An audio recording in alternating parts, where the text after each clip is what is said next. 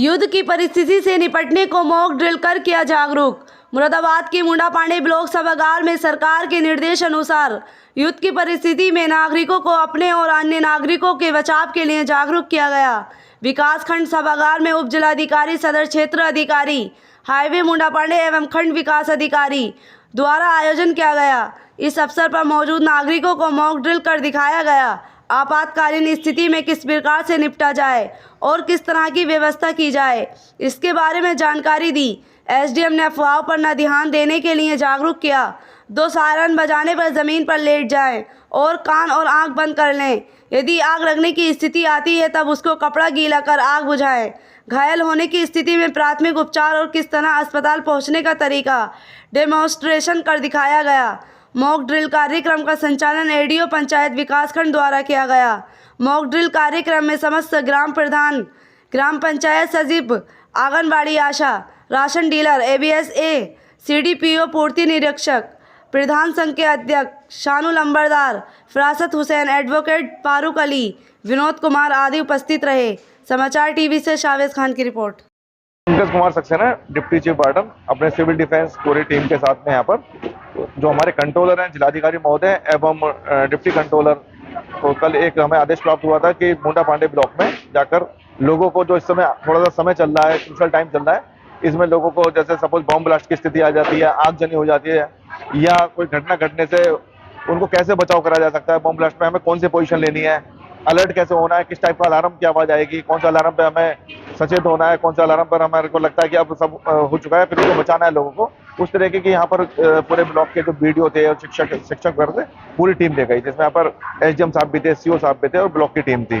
तो यहाँ पर हमारे एडीसी सतीश जी हैं, इनके अंडर में सारा पूरा समझाया गया है, पूरा डेमोन्स्ट्रेशन करके दिखाया गया है। फायर ब्रिगेड की टीम थी, वो सब आए हैं। बाकी हमारी सिविल डिफेंस की टीम है, सारे चक्रेश लोहिया जी हैं, डिप्टी डिवीजन और सारी टीम है, जैन साहब है, यहाँ पर पूरी हमारे 10-15 लोगों की टीम थी।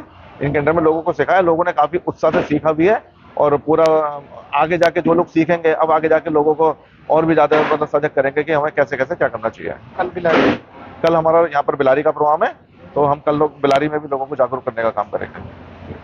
दर्शक में एजेंट्स और उनकी टीम ने बहुत सारी चीजें बता दी है, मोस्टली चीजें बता दी है कि किस तरीके से ब्लैकआउट का वो कैसे करना है, आपको इमरजेंसी कंडीशन में 5 से 7 दिन का राशन रखना है या फायर सर्विसेज का यूज किस तरीके से करना है। मोस्टली चीजें बताई गई है और आगे भी अच्छी चीज तरीके से बताई जाएंगी।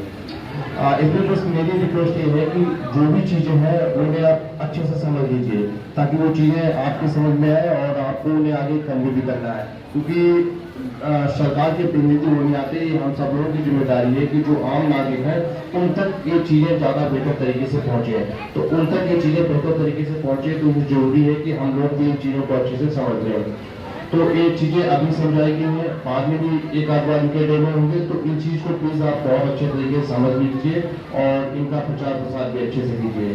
जहाँ तक पुलिस के कर्मचारी की बात है, तो नॉर्मल जब भी इस टाइप की कंडीशन आती है, बाढ़ या जो भी इमरजेंसी होती है, तो पुलिस के पॉइंट ऑफ व्यू से 3 टाइप की चीजें जो चैलेंज होते हैं वो आते हैं कि जब भी इस टाइप की कंडीशन होती है तो पुलिस लोगों को शिड्रोल करने में लगी रहती है, तो जो शरारती तत्व है उन्हें थोड़ा सा वो प्रमोट होते हैं और लूट जैसी घटनाएं बढ़ती है।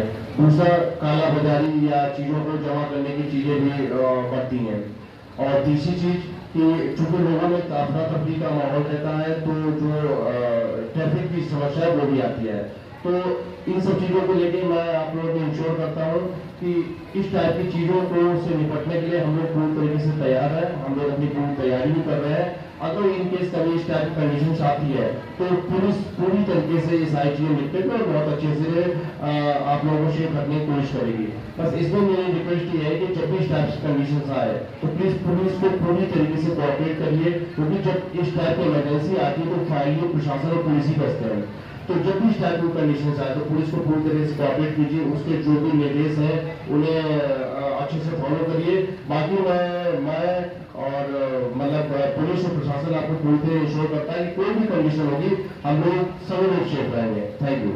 2-4 मिनट में आपको शेल्टर में जाना है, उसके बाद में एक प्लेन जो एक ही आवाज सीधा आवाज चलती रहेगी, उसमें आपका इसका मतलब यह है कि आप खतरा टल गया है। इससे पहले हम लोग बाहर जाएंगे, अभी मैं सीओ साहब से रिक्वेस्ट करूंगा कि वो भी आपको ब्रीफ करेंगे। उसके बाद हम बाहर जाकर के डेमोन्स्ट्रेशन देखेंगे और सभी लोगों को जैसे निर्देश मिले हैं उसी हिसाब से बाहर जाने के बाद में जब सिग्नल होता है तो उसी हिसाब से एक्ट करना है। ठीक है, इसी